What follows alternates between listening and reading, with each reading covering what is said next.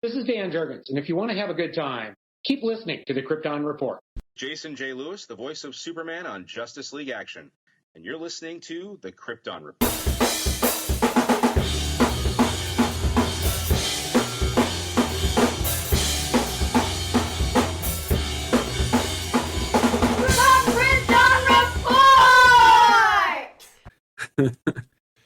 Welcome to the Krypton Report podcast. I am Tyler, your host, the Superman of Blue, the Man of Tomorrow, and with me is the master of the universe himself, the Superman of Red, the amazing James Cole, the Man of Steel himself.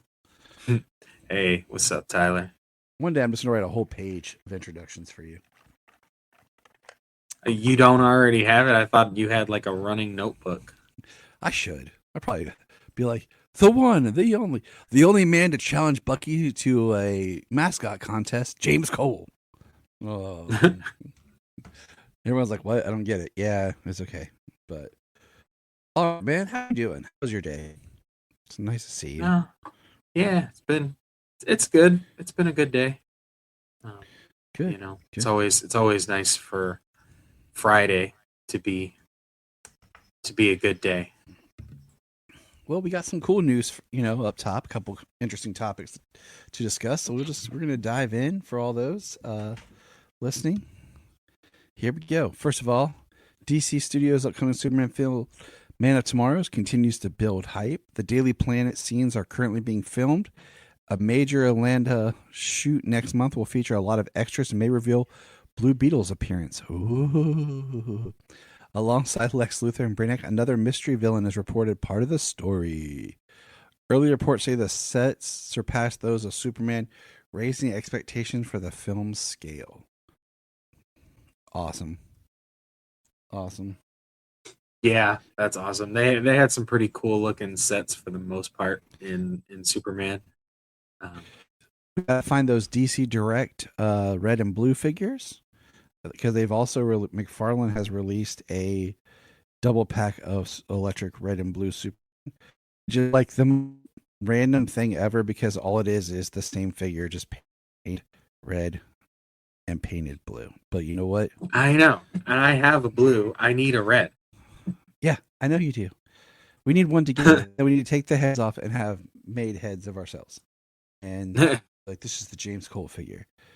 Right. The James Cole figure probably sell out. Like, you'd be the figure that everyone has, and mine's the one you find like in the discount bin. I'm like, dang it. I'm like, who's got a 3D printer? Yes. But this is exciting It's news. the merch store. The Brick news, which is all Lego news. Lego Daily Planet is coming in 2027. And so is a full crypto Lego set. And that's super exciting because I would love to have a nice new Daily Planet Lego set. I would also like, here's one for you, Lego. The Fortress of Solitude. Just going to throw that out there. That would be a pretty wild Lego set. I want the $300 Arkham set. Okay? I'm not even I was never a Lego person. I never wanted Legos as a kid. But as an adult, I find Legos kind of relaxing to sit and put together.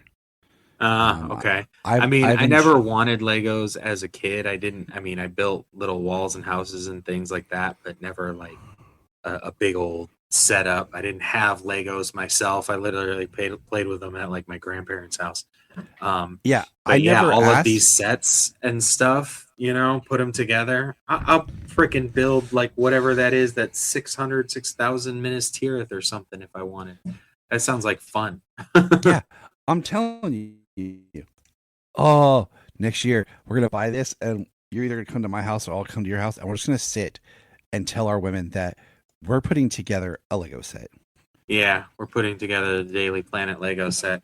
Yeah, just like Spider-Man and Ned. They built the Death Star. We're building the Daily Planet. Yes, sir. Me and James, we're just going to sit and build Legos together, Solomon. Sounds awesome. Yes. You guys go ahead. So Yeah. Hi, everybody. have to record it, do like a time lapse, like yeah, they're like the Legos building all the way up, and you literally see your beard growing, and they're like, "How long did this take them?" Right? Like, guys, look, we're old, we're busy, couldn't do it as fast as we wanted to. Took us 3 years. Right? It took us as long as it does to record the Supernatural report. But no, I'm excited for the idea of Superman. I bought for Christmas. I got Sayla the Wednesday Addams Lego set. So that was really cool. Solomon got some. I know me and Sailor are still building that, but yeah, I got some cool stuff like I don't know, it's like a Superman thing, but last Christmas I got a Superman Lex Luthor Lego set. Yeah, I did. Really cool. Yeah, I just sent you, James, the link for the Batman Lego set that I want. Yeah, it's and I say $300. You're like, oh, that's crazy. No, if you go to the Lego store, I literally cussed out loud in front of a kid because there was like a $800 and some Millennium Falcon Lego set, and I was like, and I actually apologized because I was like, that's like a house payment. Come on, like I know, right? I'm like, who can build that? And, like, exactly. be happy? Oh, nice. I like that Arkham set though. That is fun. Like Star Wars fan who like has watched like the Christmas special and like knows everything about Star Wars. Yes. Best. So let's say the Critics' Choice Awards just happened, and David Cornsweet won Best Actor in a Superhero Movie for his performance as Superman. And Millie Alcock won Best Actress in a Superhero Movie for her performance in Supergirl. And I've said the whole time, Millie's not the problem with that movie. I think the movie just didn't do anything really new, but I still enjoy it. Oh yeah, absolutely. I mean, I didn't get the digital, but that's I'm getting the physical when that comes out. So yeah, I've pre-ordered the physical and everything already for that. So here's some cool news. I'm gonna give a shout out here to a new friend. She's really rad. She knows who she is. I'm just gonna say first name Casey here. Hope she's listening. But as I have talked about many times, how James and I randomly met on the internet and then realized we're in the same state. I was just browsing, looking for something for Sayla on Facebook Marketplace, and I saw this like Superman stuff for sale, and I was like, "Oh, this is cool!" And I ended up buying a like tote full of Superman stuff. And when I met her, and she was just selling it, and then we started talking, and she found out she's an awesome mega fan. Okay, like because I had on a shirt, I had a Superman shirt on. Of course, I did. What else do I wear? And you could see my tattoo. And then she has a tattoo of Superman. Like you don't own anything else, just about. That's how it feels. That's how people tell me too. But she has a Superman tattoo also. And the thing is, like, she's a mega fan because she said she kept some stuff, like her comics and everything, and she just had to get rid of some things and clear some space. And I was just like, whoa. You know, it's like finding a mega awesome fan that's like in your same area is ridiculously awesome and cool. I hope to have her on the podcast and everything and just talk about her fandom. And it's been great. Her favorite Lois Lane is Erica.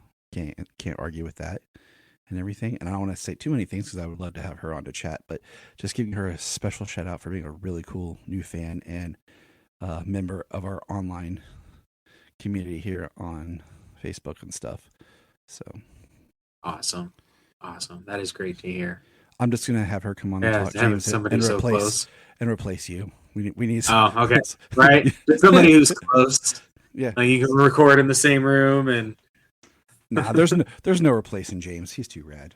I appreciate that. Of course, man. We've been in this too long together. We'll be doing this in our retirement home. Which I saw a thing today. It was asking like millennials, what do you plan to do for retirement? And the number one answer for what millennials plan to do for retirement was death. So if that just throws anything out there. Well, that's most of their retirement plan anymore. Yes. Retirement age is the age of death. So I'm trying to think. There's not a whole lot of news. The next part that I have is if you're a Big Bang Theory fan, like James and I were, whatever. There's so many spinoffs now. Stewart Fails to Save the Multiverse is on HBO. And the second episode was hilarious because they go to a universe where nobody fights. Everyone gets along. And the number one selling DC comic book was Superman and Lex Luthor, best buddies. I just had to give a shout out to that because I would love to read that issue. Yeah, that would be funny. That would be hilarious. It was a great shout out, I think, in the movie or in the show. It was a funny episode. It's a cool I've watched show. all three now. Me and Salman are halfway through the third one. We had to stop to go pass out some random acts of kindness and love today for Tree Manor Day. And it's a good show, but I feel like it's still funny. It's funny. There's something off. I can't quite put my foot on it. I think the actors are doing a great job, but I think none of them are really leading. It's kind of like Grandma's Boy. Remember that movie where it was like all the side characters from all the Adam Sandler films were in one movie together, and something's missing. And I think that's kind of where I'm feeling with this is these are great characters and with scenes, but none of them are really the lead. So I don't know. And I feel like it started a little awkward because I have so many questions. Like, why is it every time they go to a new part of the multiverse, like they don't run into another Stewart, but yet that's how it kicked off. I mean, the way it kicked off is, another Stewart comes to see him, but it almost seems that every time they go to a new multiverse, they replace quantum leap it and inhabit their body in that world. No, I will take that. Like it's like a quantum leap, like because it kind of reminds me of Sliders too. Is like how I'm feeling. Well, definitely the way that they like slide through from one universe to the other. At the end of each episode, and they always arrive like in the same place, same town. That's definitely very backlot. But like I said, it's been fun, but it just feels like it's still kind of trying to find its footing. Don't want to spoil anything, but I did appreciate a certain character's return. So, yeah. There's been a couple already. It was really cool. It's fun. All right. I've had a really fun time with it.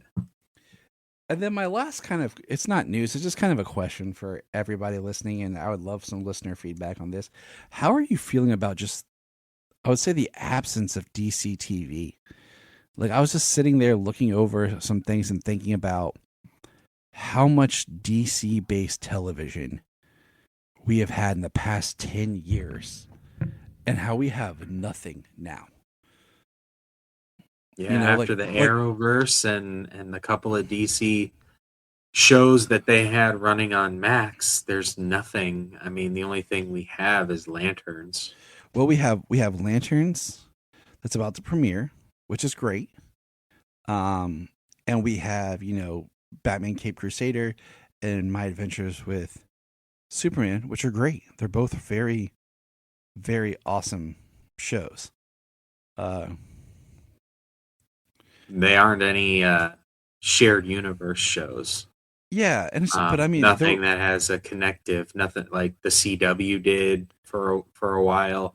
Like, but I mean, the movies to TV and everything that are supposed to be going together. I mean, we got Creature Commandos season 2 coming, but but that's next year, kind of in replace of not having like Peacemaker season 3 or Lantern season 2. It's just these like once a year type event, shows. Or a Harley Quinn. They haven't said that was canceled or that was renewed. That was the last season. Was it? They did, yeah. Because they were just trying to wrap up everything, And I think it did seem that way, yeah. I mean, we had the Arrowverse, there was Gotham, there was these different cartoons, and then we had just them cranking out the movies. And then it's like we just lost it all.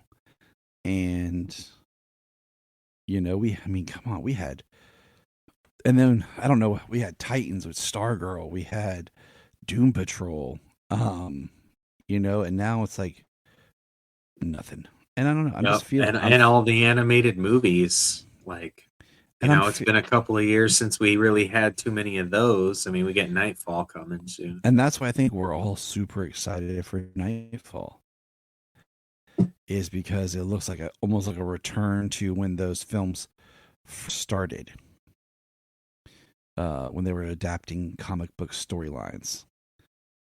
And I don't know, just what are your thoughts, everybody?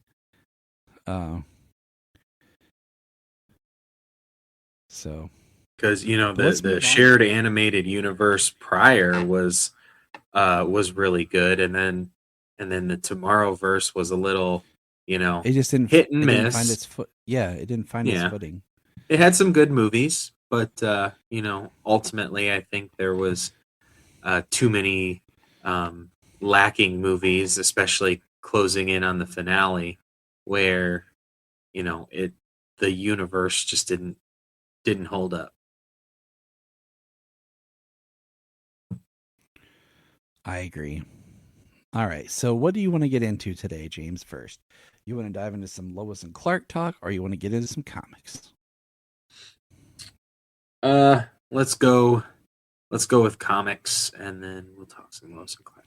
So it is the first of the month, as in the first weekend of the new month, and every month we start off by kicking it with some Supergirl for the year of Supergirl. The movies, come out, but the year's not over.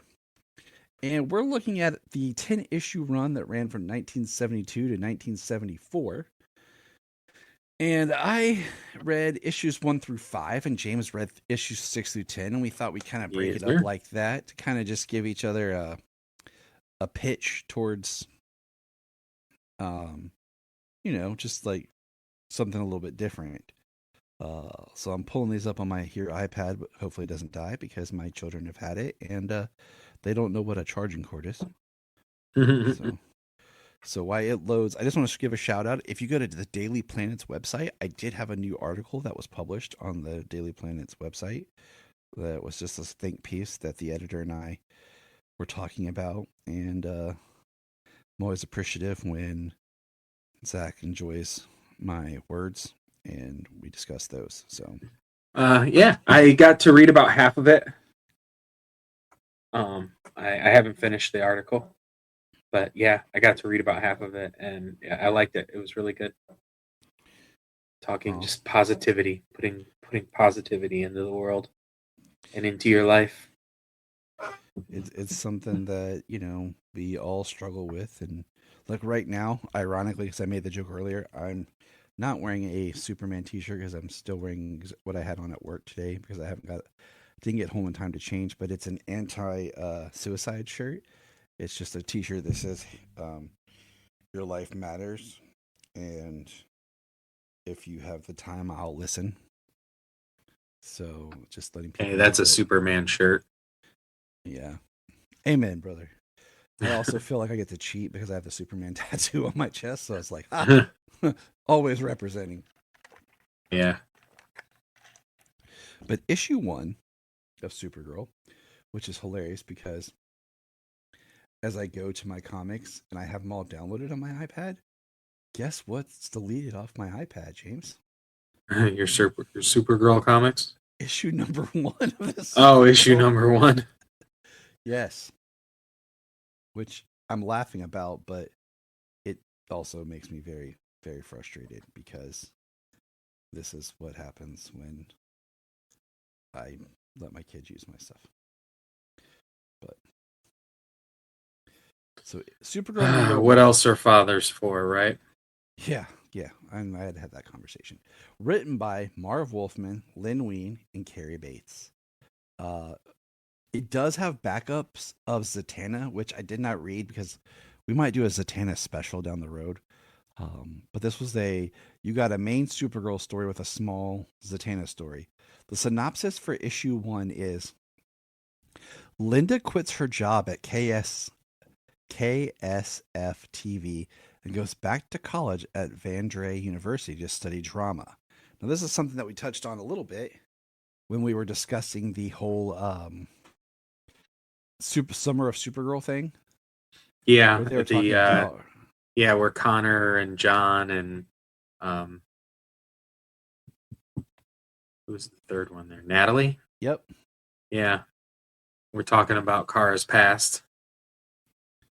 And this first issue is neat setup for, so she shows up back and she's talking about new roommates and stuff that moved in, and Linda, her Supergirl costume is very much of the time. Like, it's some Daisy Dukes type shorts that are just red. It's like she's wearing the trunks and then forgot the rest.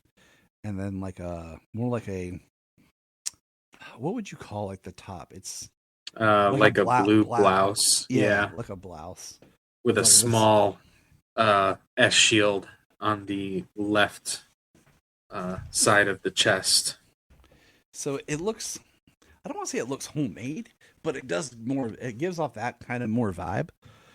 But she shows up and she runs. Not boots either, little shoes. Yeah, she's wearing like slippers. This is like a great like Supergirl cosplay costume to like just wear as your everyday attire or something.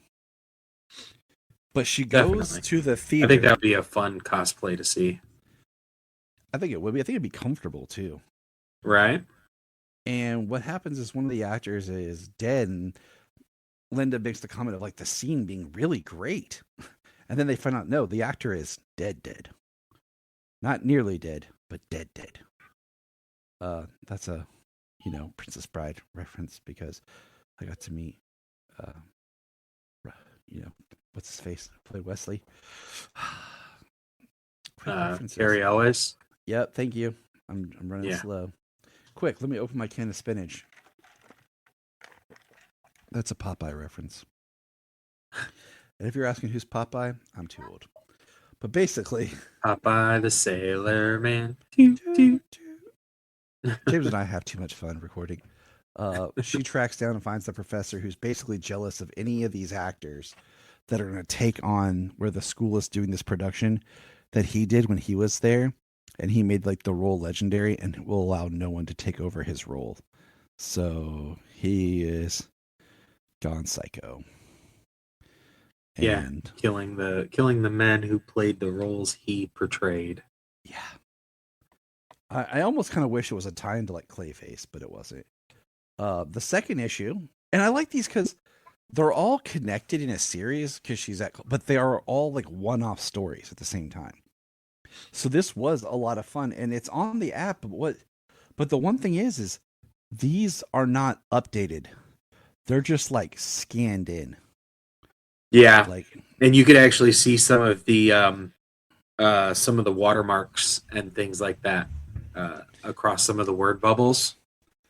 And I'm okay with that if that's all the copies you have, because we've talked about before how we wish that some other comics and stuff were on the app that aren't. And it's like, but yet you can find scanned copies online.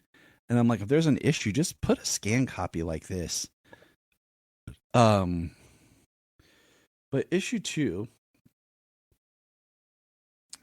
getting back here, the synopsis says Supergirl takes one of her professors to Kandor to try and cure him of an obscure brain malady. This one was interesting because she has this professor who's like, he is focused. I mean, focused on curing sickle cell anemia.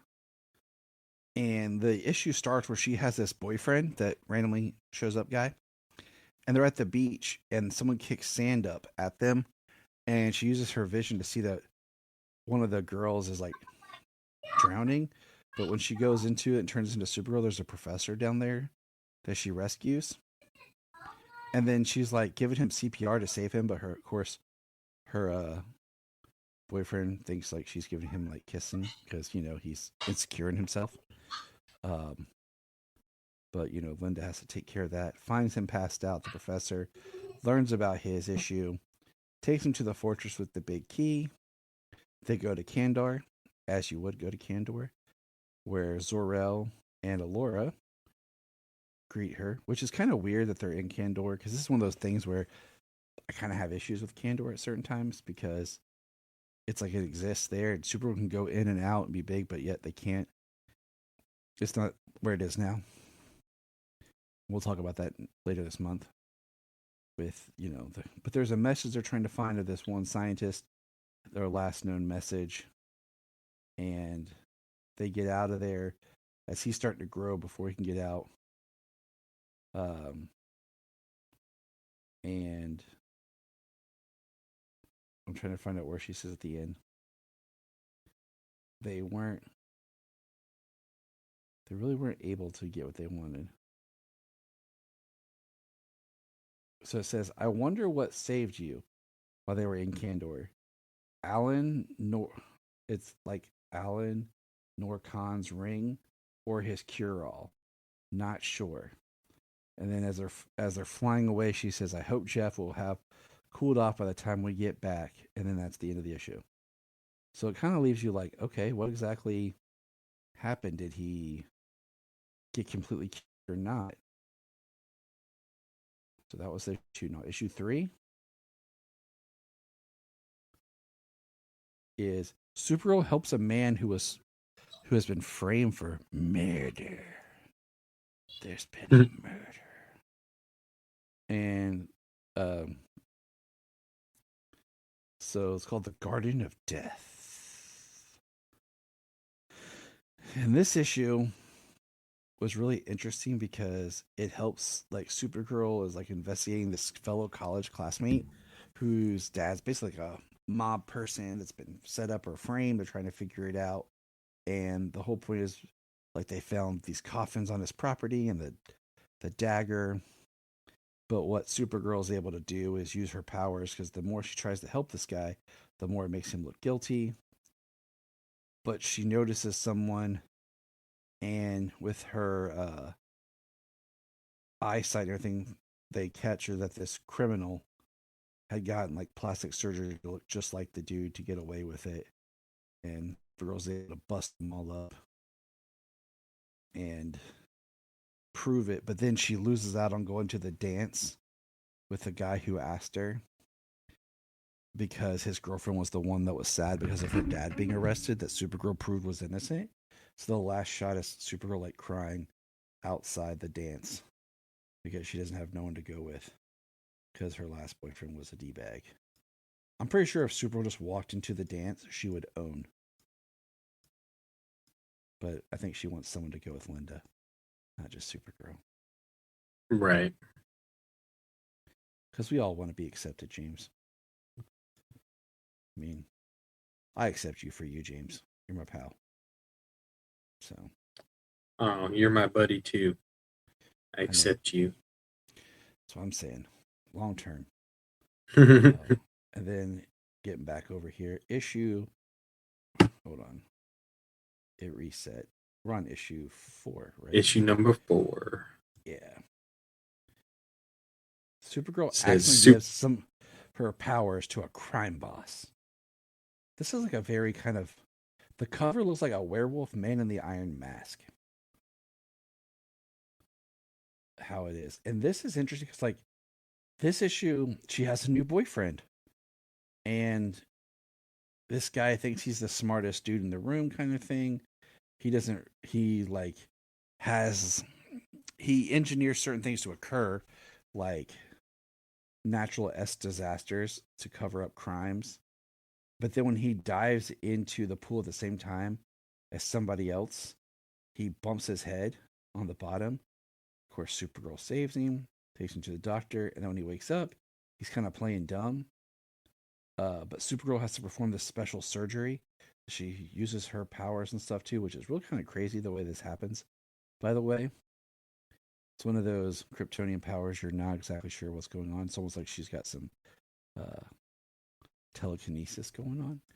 But he wakes up plays dumb, but yet remembers everything, that he's really this criminal mastermind, but then he puts on a mask and he goes about robbing and stealing and doing all the same stuff. And then at the end, Supergirl goes to stop him. He kicks her. He fights. She rips up the bags of money in midair. But then this is what's crazy, is how quickly this is resolved in the last page. It's 1, 2, 3, 4, 5, 6, 7, 8 panels. Maybe 9. The last panel's, the way it's drawn is kind of weird. But I think it's 8 panels. She literally finds him in the air, catches him.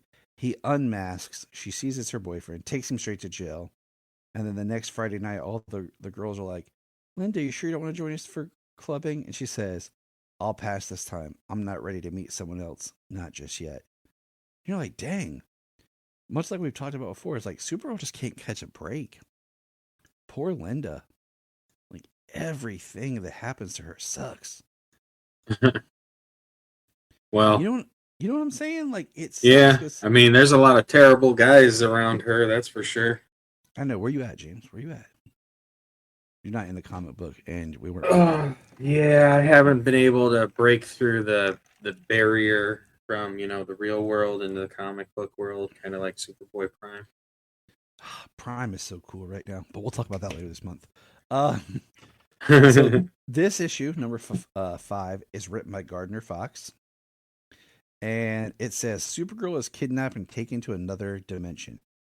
Out of the issues that I read, this is my least favorite.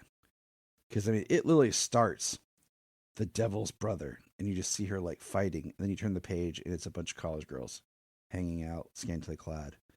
And you're like, whoa, calm down, risque comic. Reading a foreign language. Get some really great drawings, though, of Supergirl in her outfit. See, Superman even shows up for a panel. Nice! Look at that. Her shorts are a little longer than the first issue. Yeah, but the other dimensional guy looks like Brainiac 5, the Devil. But she goes to their planet to help, and she's not, taken very well, misunderstood kind of thing, like always. But her friend was taken with her, so she has to escape with her college friend and get back. And then once again, that kind of ends abruptly. So this was my least favorite issue of my 5. So okay. But all right, James, your turn, taking it over. Supergirl number 6. Supergirl gets a couple of street gangs to work together. See, that sounds like a good story.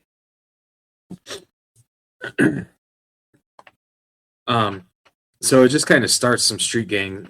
Somebody's getting chased, and Supergirl comes out of the sewer and kind of rescues this guy. And he's the leader of this gang called the Hustlers, and was it the Flaming Serpents or something? I think is the other one. Right. Well, the Hustlers, they're no longer like doing gang activity. Flaming Serpents. Yeah, it's not as cool as they're the no Jets and the Sharks, but right.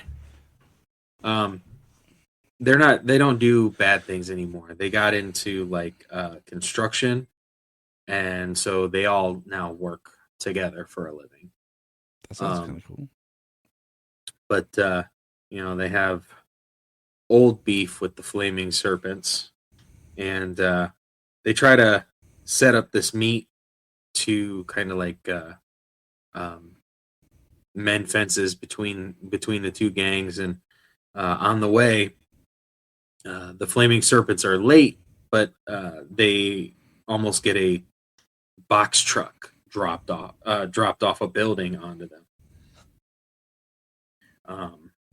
But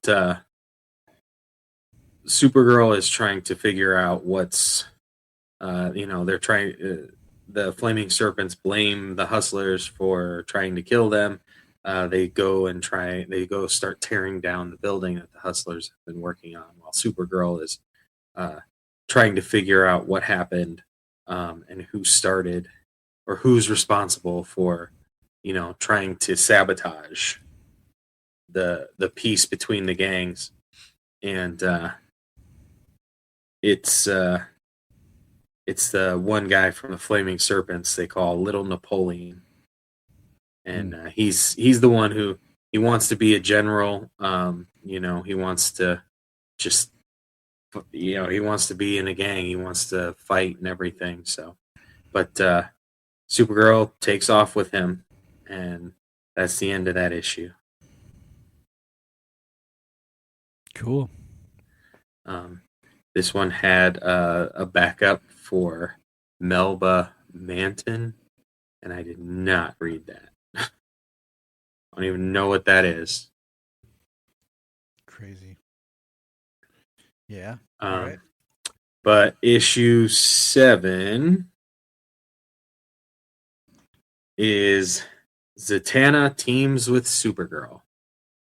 So I guess all those backups led to at least something, right? Yeah. So Supergirl is they're doing a Vietnam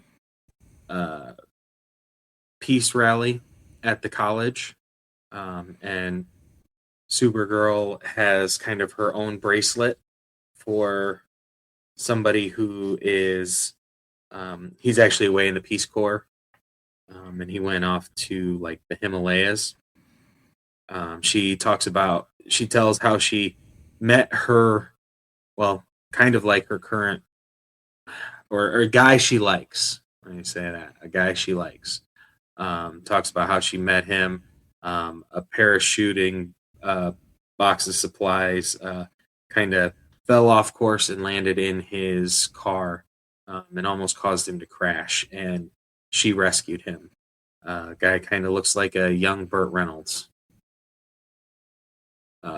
Nice. But then we cut over to Zatanna doing some of her magic, her backwards magic, making a drum beat to a person's heartbeat and a rope wave in the air to replicate his brainwaves. And she's talking about how she met this same guy, Tony Martin is the same guy that both Zatanna and Supergirl have kind of become smitten with.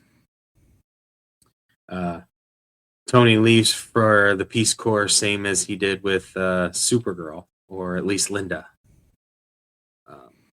But he left for the Peace Corps, and both Supergirl and Zatanna hear that he's missing, and they both go off to look for him. So they go to the Himalayas, to an old village. You can tell that they wrote this in the 70s here, because she calls these primitive people don't tolerate any outsiders in their village. I mean, just because they live in the hills, I don't think that necessarily makes them like primitives, you know? They're a culture. But there's a boulder that's coming down the side of the mountain towards the city, and Supergirl enters inside the boulder and flies away with it. I think it's funny because of all of the extra stuff. They talk about getting into the boulder and not colliding with it and causing it to explode and break apart, because then all the large chunks of the boulder would destroy the city, the village below. Makes sense.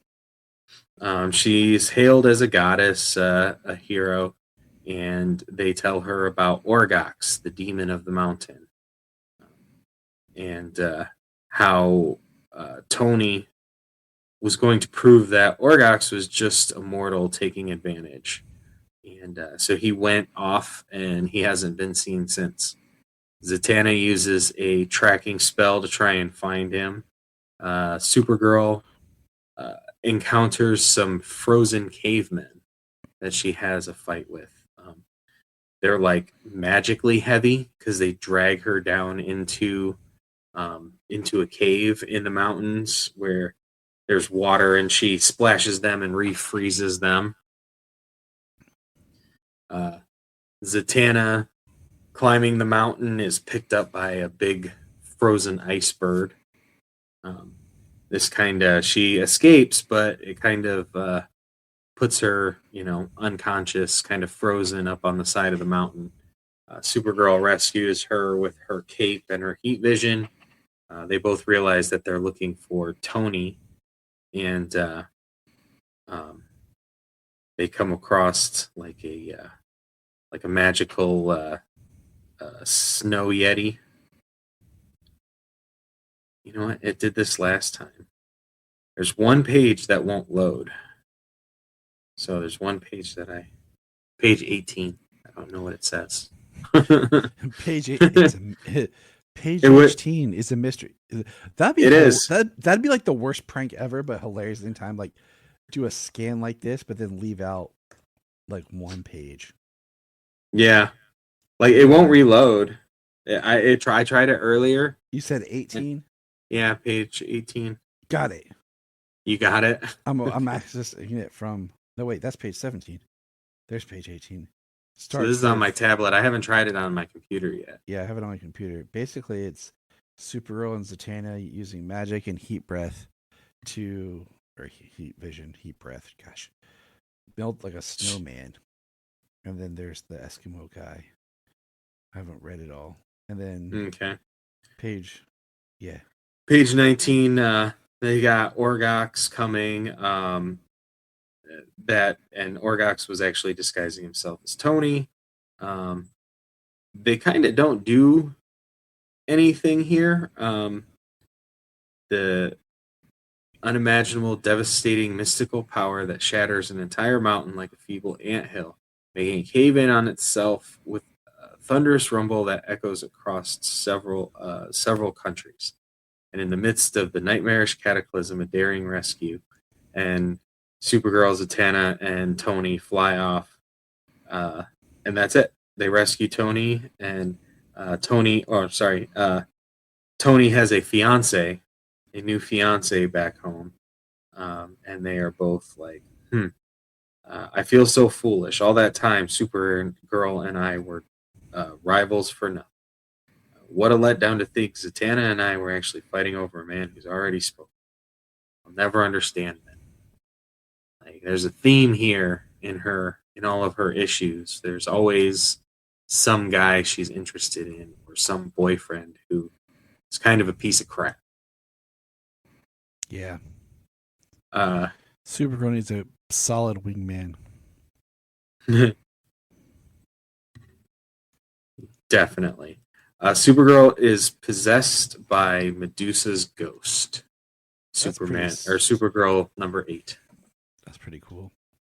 So Supergirl in this one, she is Medusa casts the Medusa curse on Supergirl. Her hair changes into the Gorgon head of snakes, and her gaze, when people look upon her and meet her eyesight, they turn to stone. So Supergirl becomes Medusa. Automatically, the Justice League is going after her. Green Lantern, Hal Jordan, Batman, and Hawkman are all going after her like she's some raving lunatic. And then that's when Medusa starts speaking to her, letting her know what happens. A guy that she likes,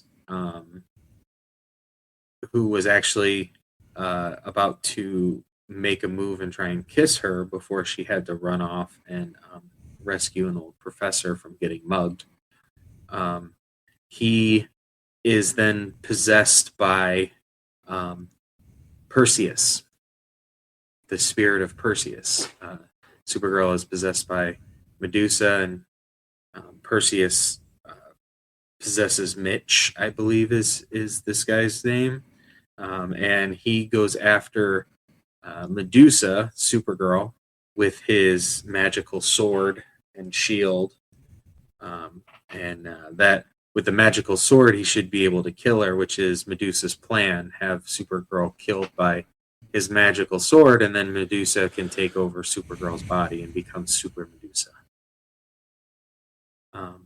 But Supergirl finds out from the professor where Medusa's tomb likely would reside. So she goes to it, and she brings a stoned Perseus with her.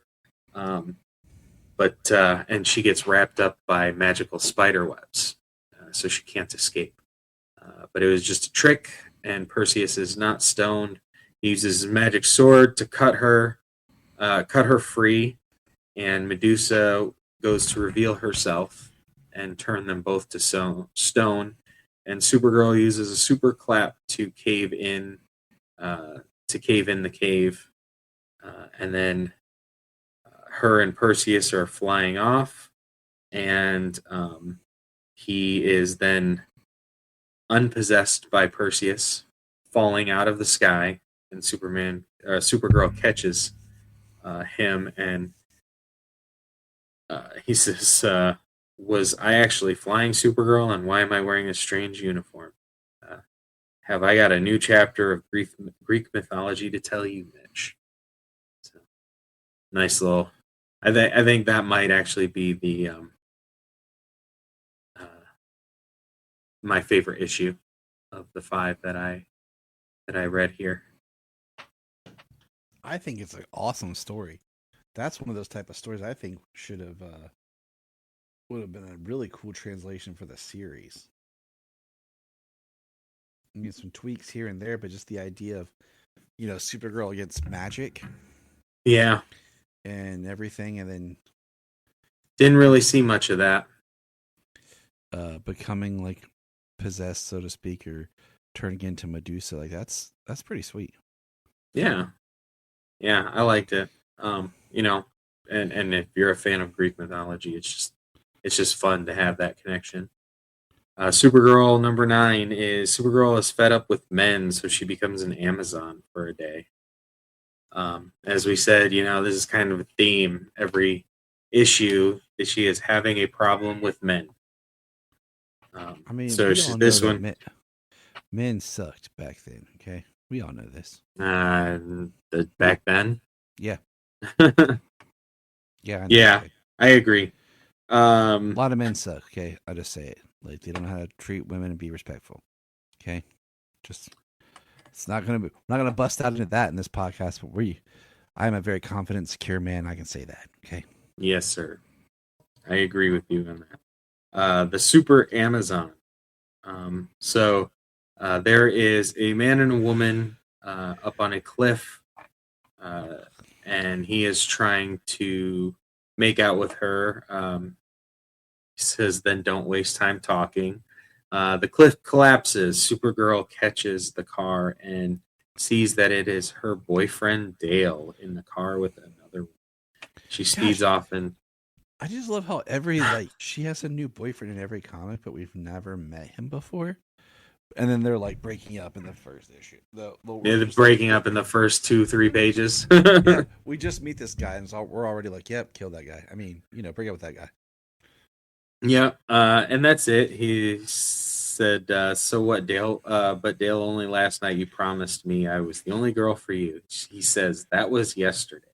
Today I was in the mood for a blonde, so I took Bambi for a drive on that cliff." This sounds like a serial killer in the works. Yeah, bit of a sociopath there, narcissist. Especially with suit yourself, Linda. It's your loss, not mine. Supergirl decides that she wants to go out on a night patrol to clear her head. She sees a plane in kind of a nosedive, and she decides to save it, and the person is upset. He was performing a stunt. He was practicing a stunt, and she ruined she ruined his stunt, and he says he's been waiting for the weeks for these weather conditions. And he says, women, who needs them? She says, men, who needs them?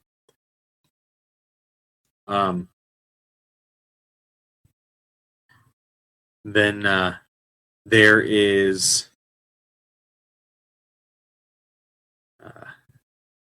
this one page.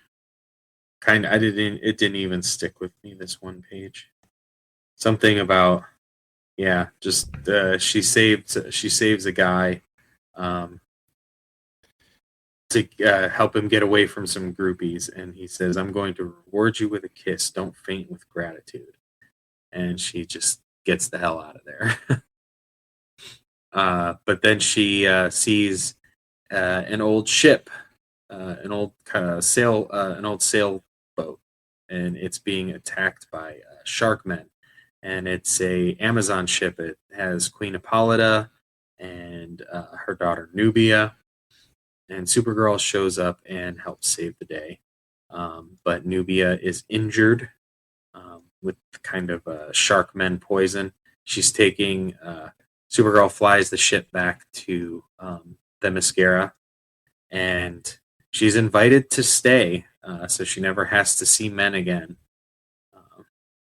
So she goes through, she reads centuries worth of history. She is compared to Diana in terms of strength and competitiveness. She gets her boots and belt and tiara and bracelets, so she is an Amazon. Then she volunteers to go get a Kologi root, something that will help save Nubia. And she flies off to go get that, and she is zapped by some witch doctors who end up stealing her power. She's rescued by a man in a white gorilla suit. They're very superstitious, and he kind of scares them off.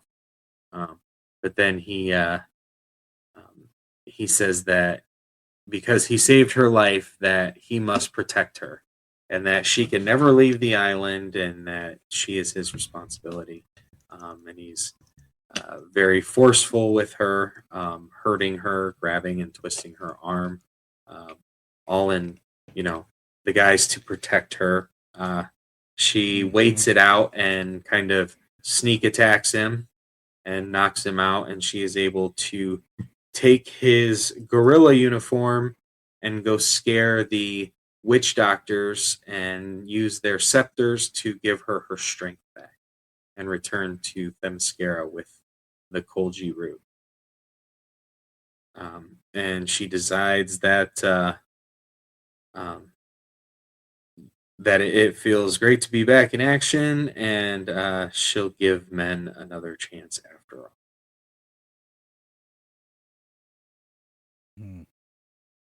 Yeah. I mean, it was interesting, her coming up against magic again, it taking her powers. Some interesting bits there.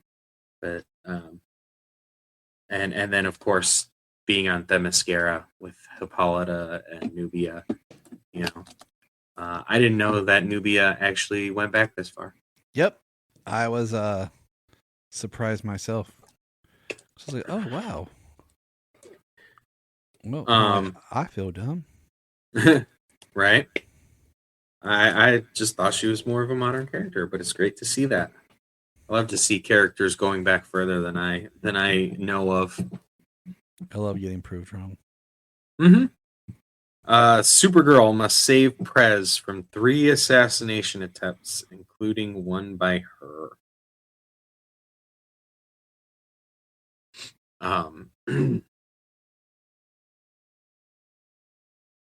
So from school, she's watching a. They call him Prez. I'm not sure who he is. He's Prez. He's Prez, yeah. I don't know if that's supposed to be president of something. No, he's probably just Prez. Well, somebody tries to assassinate him. She sees from school during his shaking hands and everything that somebody has a gun up his sleeve. And she stops him from getting assassinated and killed. And she rescues him. So she is, kind of being by his side, talking with him at the moment. And the man repairs a watch for a kid. Says, this is my daddy's watch. It stopped when he died in Vietnam, and no one could fix it. And he got it ticking again. So Supergirl tells him to be careful and flies away, kind of watching from afar. And they him and his caravan drive away, and they go to a auction of rare antique clocks. And he's pretty excited to see the whole thing. So he goes to see, he's looking around at the clocks. He noticed one that the hands seem to be stuck on. And Supergirl quickly snatches the clock, takes it, flies it out through the roof, and throws it into the sky as it explodes. Thwarted a second attempt on his life. And then at that moment, in watching a broadcast in a secret lab, there is Hepzibah. Says some guy is telling her to perform some evil magic, and stabs a needle through a Supergirl doll and orders Supergirl to kill Prez. And they're mixing wizardry and science. Either way, Supergirl takes Prez up to a high point of a building, a skyscraper, and she says, "It's tearing at my brain, commanding me to kill you."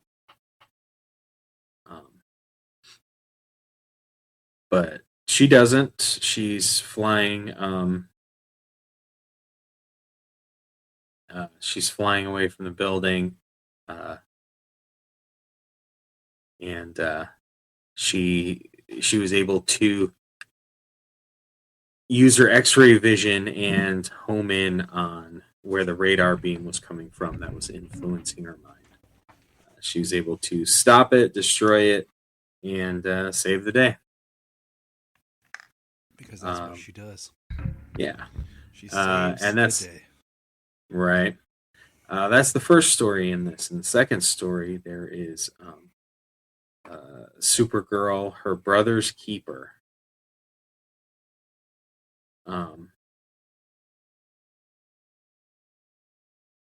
So Supergirl is she's looking at an experiment, and she saves the day. Uses her cape to smother an explosion, so no harm is done. But during that time, the scientist she was with, it was staged. He caused the explosion to kind of distract her. He could use a super laser and get microscopic blueprint, get her chromosomes, try to recreate her powers. And then we get her flying around with Super Lad. And he says that he is her brother, that he is exactly like her, except a male. And he super speed robs a bank. Supergirl heat visions it out of his hands. He tries to blow her away. He wants to get his money. And he gets the money after he kind of like knocks her down into a fissure. She comes out and she follows a money trail that Super Lad took all the way back to the scientist who zapped Supergirl in the beginning. But at that moment, he gets rid of himself. Because he wasn't, he was made. He wasn't necessarily, he was a part of her. So he kind of ended it himself. And that's it, Like, she doesn't take the man off to jail or anything. So Super Lad couldn't choose between his inventor or his genetic twin, so he chose to annihilate himself. He manufactured synthetic life, but you couldn't manufacture evil. And that's the end.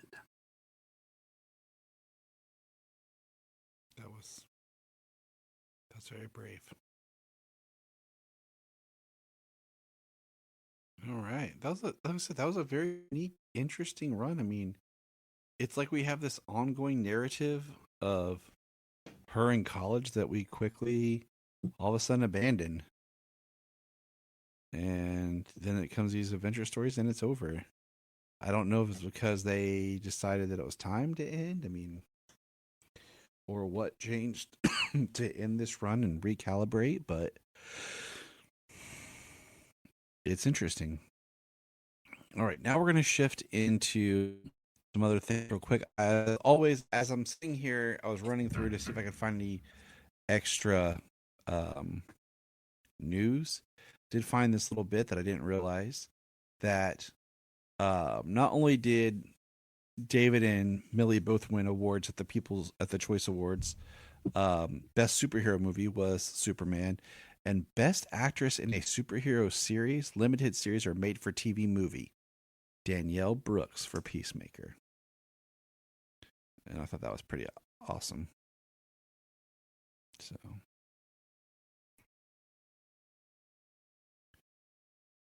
all right. Now we're going to get into Lois and Clark, The New Adventures of Superman. Season 1, Episode 4, I'm Looking Through You. Superman is feeling profoundly uncomfortable becoming a celebrity while there is a wave of crime apparently committed by an invisible man. James, as this episode opened, did you notice a cameo in the crowd by someone we've actually had on the show before? No. Who's in the crowd? Legendary DC's editor, Mike Carlin. Oh, nice. When they're doing their kind of superhero or Superman Day thing. Yeah, like giving him like the key to the city or something. Or just the honor or whatever. Yep. And I don't know if it was you or if it was just me that, like, when this scene happened, like, we know Lex, excuse me, is behind, some things going on. I thought they were using, like, flash cameras or something, or the light to trigger his mind, to make him feel awkward. But I think that was just him feeling awkward about, the attention. Because in this, there's a guy trying to be his agent. We have Luthor back. This is the first time in the series that he has his new cape that he would go on his costume, where the cape's attached differently. That would be for the rest of the series. We have the bidding war for dates with Superman. James, you know what that's like. Women just bidding and throwing money and trying to get a date with you. So. Oh, you know it. You probably felt right at home. And then, once again, I have a weird thing about certain characters in cowboy boots. So it was weird seeing Lex Luthor in cowboy boots.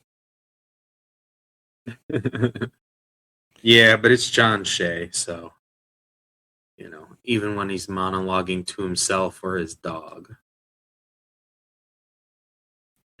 and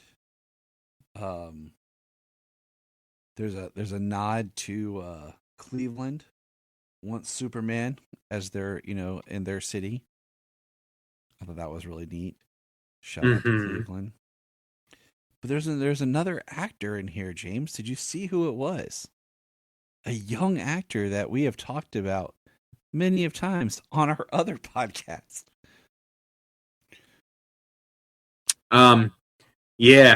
Bobby. A young Jim Beaver, who would later go on to be on Supernatural and then later The Boys. There is a connection with some of the producers on their show that we know. Kripke and but what's his face? Robert Singer. That's the other one. Yeah, starts on here. It's an interesting connective tissue. But I was like, oh my god, it's Jim Beaver. But what's even great about Jim Beaver being on here is one, Jim Beaver, please watch your name. Make sure Buc-ee's doesn't come after you. Number two is Jim Beaver is like a scholarly, world-renowned aficionado on George Reeves. Oh, really? Like he has been working on a bio, like an in-depth bio on George Reeves for a long time. I don't remember what podcast it was. I listened to him talk about it because I listened to too many Superman stuff. And he was actually a technical advisor on Hollywoodland. Oh, okay. That's really cool. Yeah, so I'm just like, I just want to talk to him, not about being Bobby or anything like that, but like George. Can we just talk about George? But we have him in here, and then we've got guest star of Leslie Jordan. He's one of those actors, like as a '90s kid, that you would just know, but you wouldn't. Oh, absolutely. And the guy, I didn't realize this. The guy who plays Lex's Arab assistant, that's the guy. I'm like, I don't want to butcher his name. But that's Yinsen from Iron Man, who helps Tony in the cave. Oh wow! Yeah, I didn't catch that. Yeah, there's interesting things that you catch when you go back. Like, there'll be an episode coming up of Lois and Clark with another guest that we've actually had on the podcast.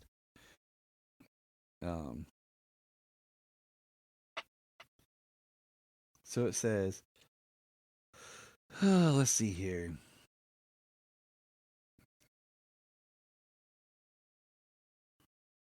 Let's see.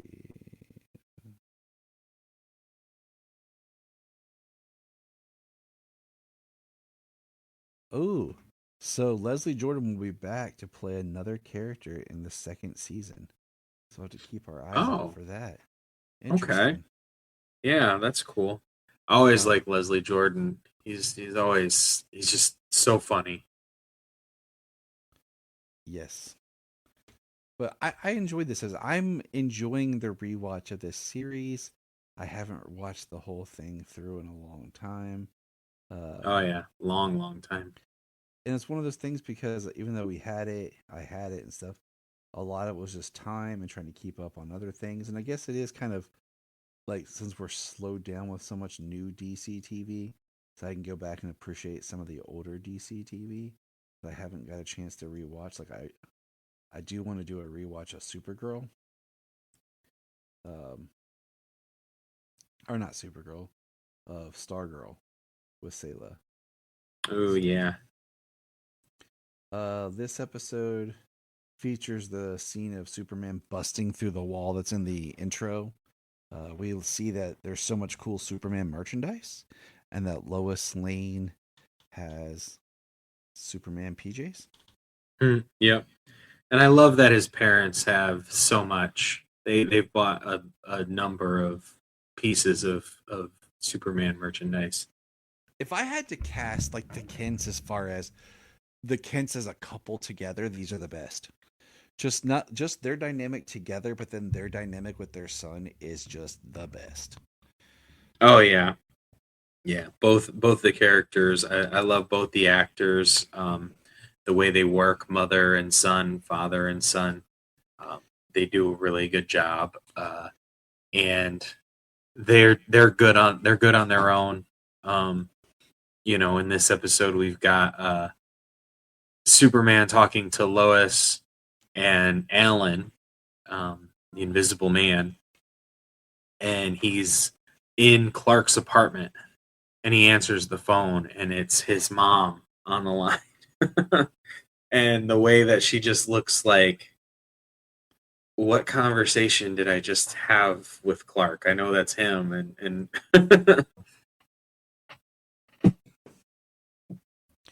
what I think is interesting is we have, when they're doing the betting for dates with Superman and everything and Lex Luthor, we have Cat Grant there as well in a very revealing dress. And I think it's interesting because just seeing, they try to remember how much she was used in the first season. It's just interesting to go back and watch as we know that she won't make it to the second season. Right. So yeah, I I liked her interaction there with Lois.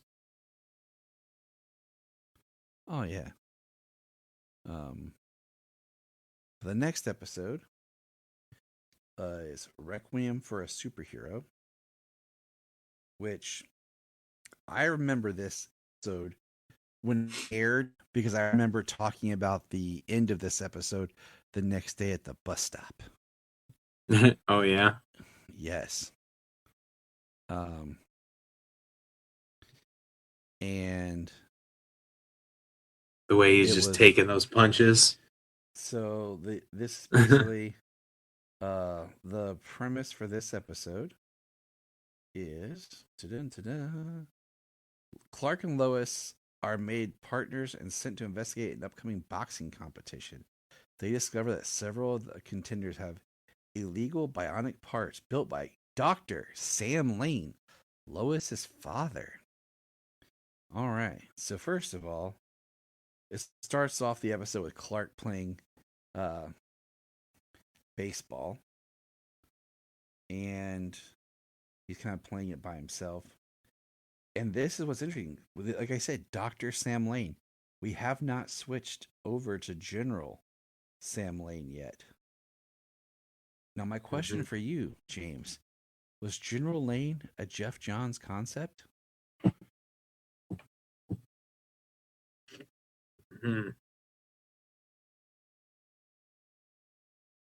Because the next time we see live action Sam Lane is in Smallville. Because I don't even think and he's a general by then. Yeah, he doesn't appear in the animated series or anything. All right. Well, we were reading some Superman, and we were reading some 90s Superman post. And in that, Sam Lane was retired from what he did. But was he a general? Was he in the military then?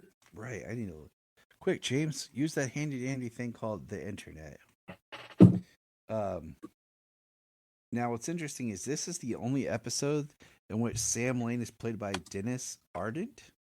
In all subsequent appearances, he was played by Harv Presnell, which actually he looked older when, or is it Harvey? I don't know because it's with an E.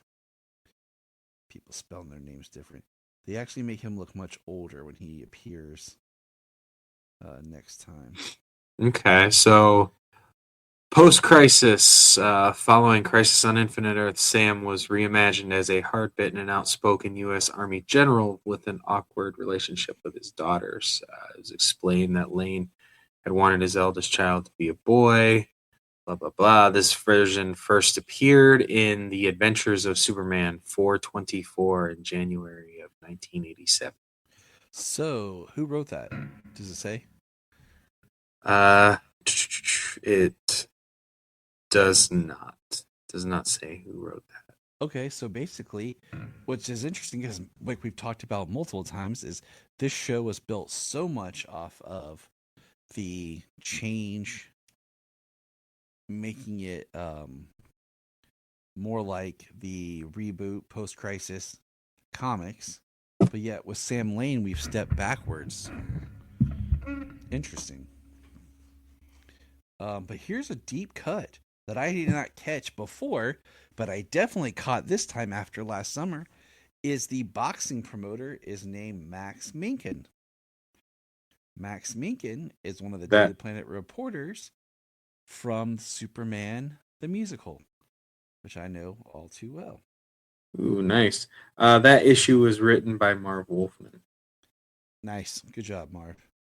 So this would be the first time there is a Max Minkin in live action. The next time we get a live action Max Minkin is in the pilot for Superman and Lois, when they're firing people from the Daily Planet in the pilot episode.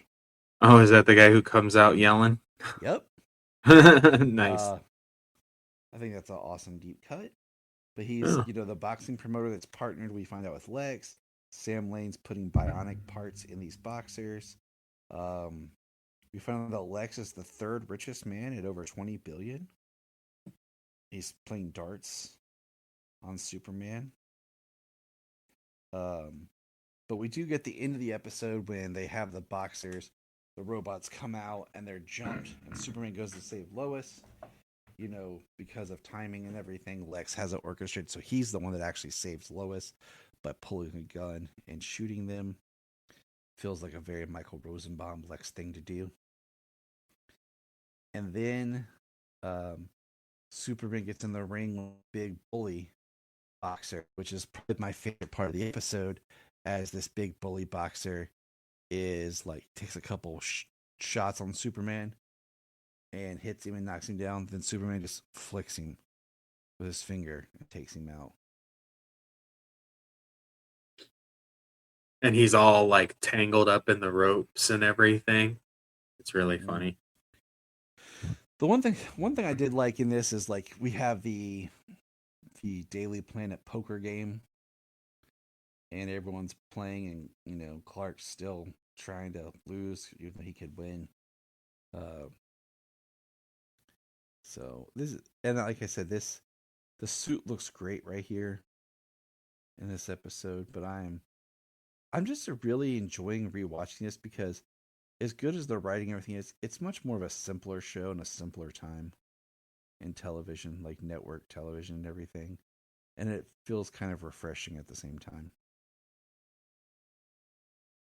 Yeah, that the cast kind of grows together, but it's pretty episodic.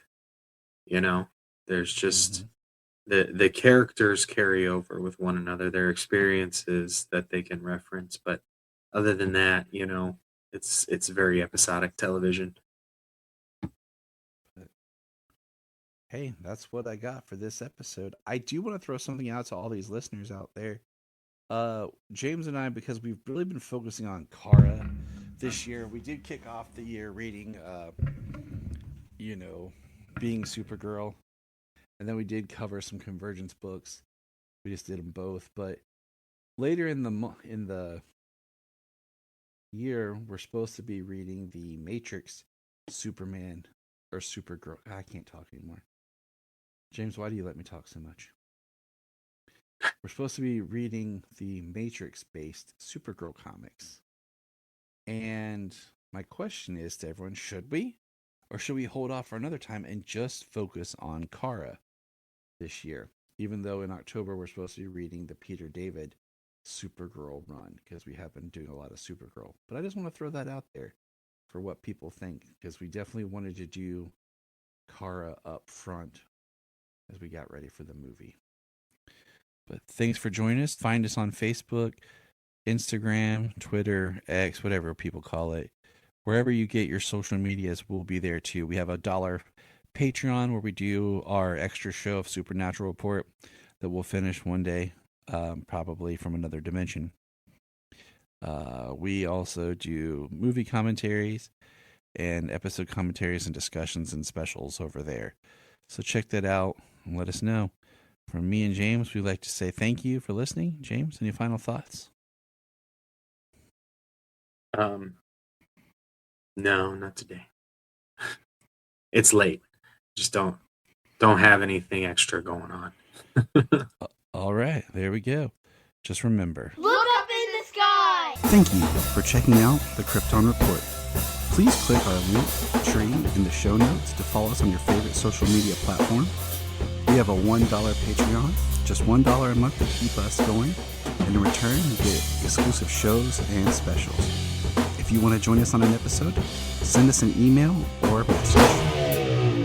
Hi, this is David Patrick Wilson. I played Superman, Clark Kent, in the television production of It's a Bird, It's a Plane, enjoying every minute of being right here on the Krypton Report.